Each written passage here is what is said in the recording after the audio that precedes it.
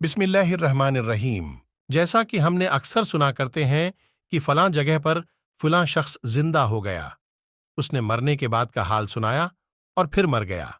اسی قسم کا عذاب قبر سے متعلق ایک واقعہ گلگت میں پیش آیا، جس کے بارے میں بتاتے ہیں کہ ایک شخص قبرستان کے پاس سے گزر رہا تھا کہ اس نے کسی قبر سے یہ آواز سنی کہ مجھے نکالو میں زندہ ہوں۔ جب ایک دو مرتبہ اس نے آواز سنی تو اس نے یہ سمجھا کہ یہ میرا وہم ہے، لیکن جب مسلسل اس نے یہ آواز سنی تو اس کو یقین ہونے لگا۔ چنانچہ قریب میں ایک بستی تھی، وہ شخص اس میں آیا، تسامہ اور لوگوں کو اس آواز کے بارے میں بتا کر کہا کہ تم بھی چلو اور اس آواز کو سنو۔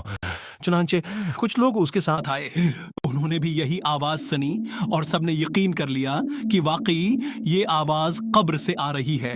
یقین ہونے کے بعد ان لوگوں کو مسئلہ پوچھنے کی فکر ہوئی کہ پہلے علماء سے یہ مسئلہ معلوم کرو کہ قبر کھولنا جائز ہے یا نہیں۔ چنانچہ وہ لوگ محلے کی مسجد کے امام صاحب کے پاس گئے اور ان سے کہا کہ اس طرح قبر سے آواز آ رہی ہے اور میت یہ کہہ رہی ہے کہ مجھے قبر سے باہر نکالو میں زندہ ہوں۔ اس پر امام صاحب نے فرمایا، اگر تمہیں اس کے زندہ ہونے کا یقین ہو گیا ہے تو قبر کو کھول لو اور اس کو باہر نکال لو۔ چنانچہ یہ لوگ ہمت کر کے قبرستان گئے اور جا کر قبر کھولی۔ اب جو نہیں تختہ ہٹایا تو دیکھا اندر ایک عورت برہنہ حالت میں بیٹھی ہوئی ہے اور اس کا کفن گل چکا ہے۔ پھر لوگوں نے کہ وہ عورت کہہ رہی ہے، جلدی سے میرے گھر سے میرے کپڑے لاؤ، میں کپڑے پہن کر باہر نکلوں گی۔ چنانچہ دوڑ کر اس کے گھر گئے اور جا کر اس کے گھر والوں کو یہ واقعہ بتایا۔ اس کے کپڑے چادر وغیرہ لے کر آئے اور لا کر کے اندر پھینک دیے۔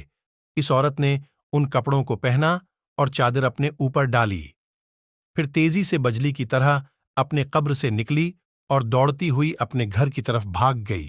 گھر جا کر اس عورت نے ایک کمرے میں چھپ کر اندر سے کنڈی لگا لی۔ پھر اس عورت نے اپنے ہاتھ اور پیروں کی انگلیاں کھولی۔ لوگوں نے دیکھا کہ اس کے ہاتھ اور پیروں کی انگلیوں میں ایک بھی ناخن نہیں تھا، تمام انگلیوں کے ناخن غائب تھے۔ اس سے پوچھا، تیری انگلیوں کے ناخن کہاں گئے؟